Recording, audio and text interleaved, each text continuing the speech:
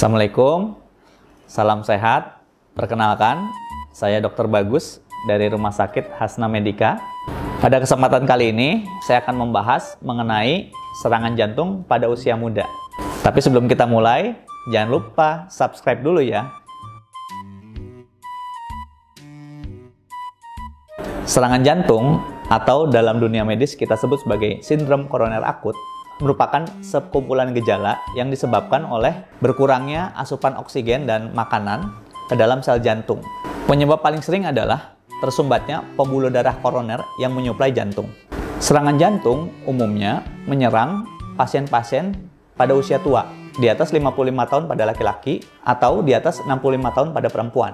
Namun, pada beberapa dekade terakhir didapatkan serangan jantung yang menyerang pada pasien yang lebih muda, yaitu pada pasien-pasien di bawah usia 45 tahun. Secara statistik, sekitar 2-10% orang yang terkena serangan jantung berusia di bawah 45 tahun.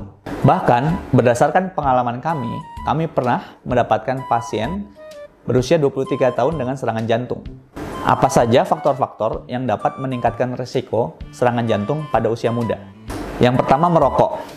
Terdapat penelitian yang menyimpulkan bahwa pasien-pasien yang merokok memiliki resiko 6 kali lipat lebih besar mengalami serangan jantung dibandingkan pasien yang tidak merokok pada usia muda. Yang kedua, obesitas atau kegemukan yang ditandai dengan indeks massa tubuh lebih dari 25. Yang ketiga, kolesterol tinggi yang ditandai dengan nilai kolesterol lebih dari 200 atau nilai LDL kolesterol lebih dari 160. Yang keempat, penyakit diabetes, yaitu peningkatan kadar gula darah tinggi yang disertai dengan keluhan seperti sering haus, sering buang air kecil, disertai penurunan berat badan. Yang kelima, penyakit hipertensi yang ditandai dengan tekanan darah lebih dari 140/90. Yang keenam, aktivitas sedenter atau tidak pernah atau jarang berolahraga. Selain faktor resiko tradisional yang tadi saya sebutkan, terdapat beberapa kondisi atau penyakit yang dapat meningkatkan risiko serangan jantung pada usia muda, yaitu penyakit HIV, penyakit lupus, serta penggunaan narkoba jenis kokain. Lantas, bagaimana kita mencegah serangan jantung pada usia muda?